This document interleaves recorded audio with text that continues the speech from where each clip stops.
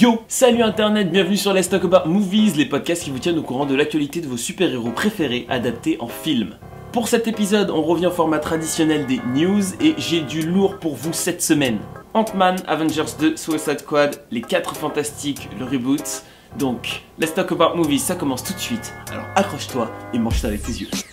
On commence tout de suite avec Ant-Man et je vous préviens que cette news est un peu longue parce qu'il y a énormément de choses à dire. News numéro 1. La bande-annonce d'Ant-Man. Alors il faut dire que ça fait un moment qu'on attend cette bande-annonce, 9 ans, vous vous rendez compte, depuis 2006 Marvel avait dit qu'ils allaient préparer et travailler sur le film Ant-Man, et bah purée, 9 ans pour avoir une bande-annonce. Alors moi je vais vous faire un petit concentré de tout ce qui traîne sur le net pour vous donner toutes les informations nécessaires avant de regarder ce film.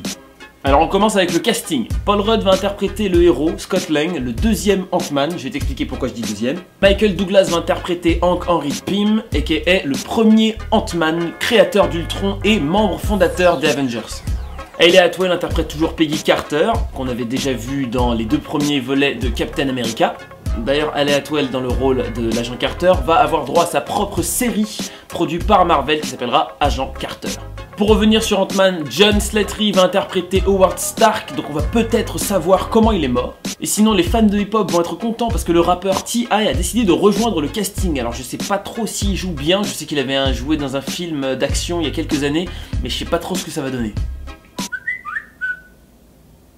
Sinon, Evangeline Lilly va interpréter Hope Van Dyne, la fille de Henry Pym, le premier Ant-Man, et ce sera également elle, The Wasp, la guêpe, membre également des Avengers. Alors on remarque que plusieurs choses ont été changées en partant donc de la bande-annonce et du synopsis, mais c'est quand même une bonne chose qu'il garde Henry Pym et qu'il le garde pour former le nouveau Ant-Man. J'ai hâte de voir ce que ça va donner, et en plus Michael Douglas qui l'interprète, que demande le peuple. On retrouve également sa fille, The Wasp, la guêpe, et moi la véritable question que je me pose c'est est-ce qu'on va la voir enfiler le costume de la guêpe pendant le film? Ça ce serait juste génial d'avoir Ant-Man et la guêpe qui vont affronter le fils super méchant, ce serait super top. En parlant du méchant, on l'aperçoit sans sa combinaison dans la bande-annonce, donc il y a encore quelques doutes sur ses motivations, etc. Donc bon, va falloir attendre et voir pour celui-ci.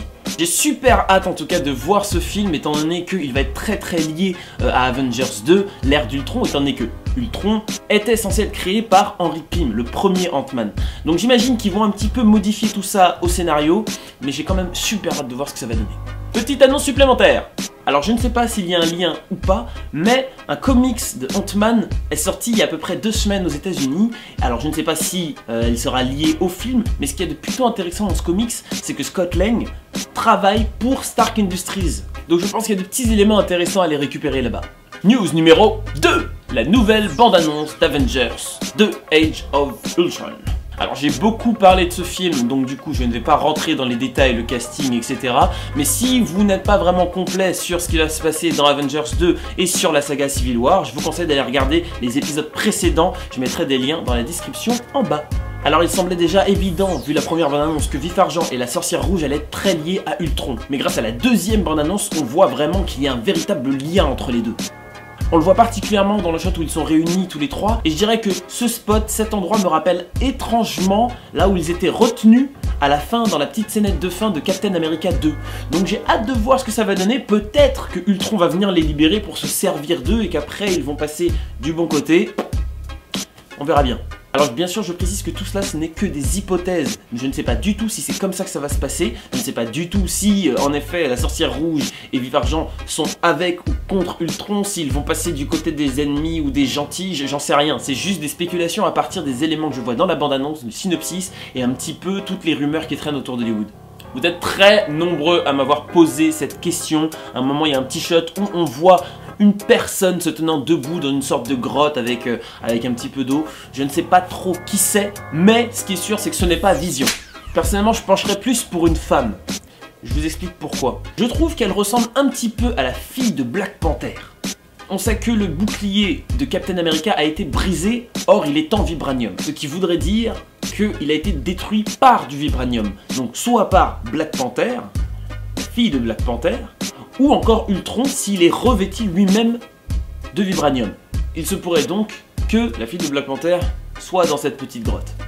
Quel est son but? J'en sais rien. Sinon on voit que Thor reçoit une sacrée décharge à un certain moment et au bout du décor on peut dire qu'il est Asgard. On le revoit ensuite jaillir de l'eau, torse nu, Et ça ressemble un petit peu à ce qu'il y avait dans cette grotte. Alors est-ce qu'ils seraient liés?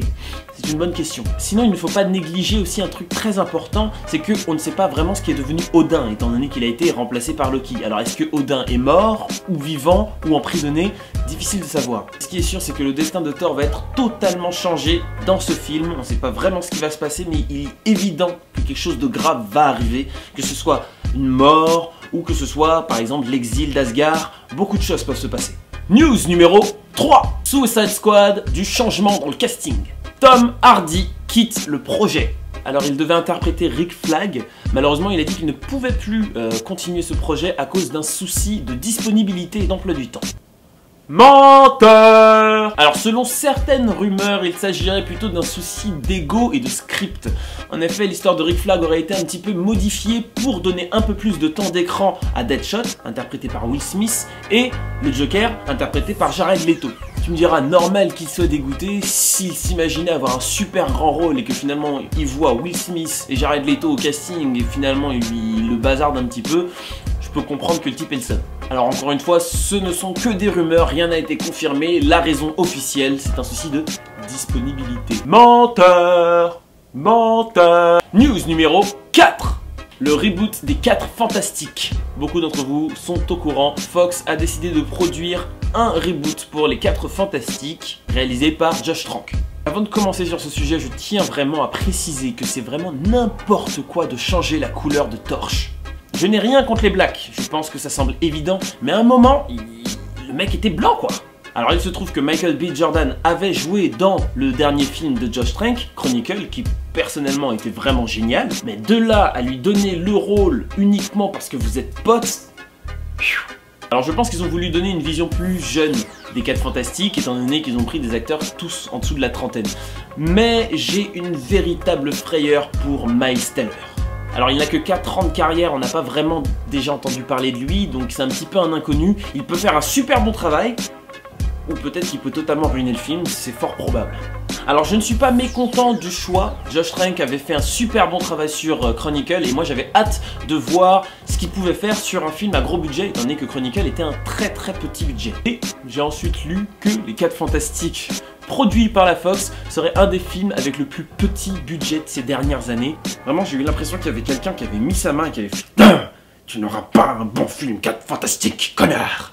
Ce qui est quand même drôle, c'est que Fox donne à Josh Trank un petit budget, similaire à celui qu'il avait pour Chronicle, il leur pond un film à petit budget, et ils lui répondent qu'ils ne sont pas satisfaits, ils aimeraient avoir un film de la trempe d'Avengers, qui lui tout seul est aux alentours de 250 millions de dollars de budget. Qu'est-ce que vous voulez ? Il est probable que le film soit renvoyé en tournage, ce qui voudrait dire refaire les décors, etc., les cachets pour les acteurs, ce qui coûterait des millions de dollars à Fox. Mais bon, après tout, s'ils n'avaient pas mis beaucoup d'argent dès le départ, ça les dérange pas de rajouter quelques millions en plus. LTM, c'est fini, j'espère que cet épisode vous a plu. N'hésitez pas à le partager, à commenter également sur les réseaux sociaux ou sur YouTube, ça compte vachement pour moi. Continuez à regarder les podcasts, lire de bons comics et regarder de bons films. Ciao.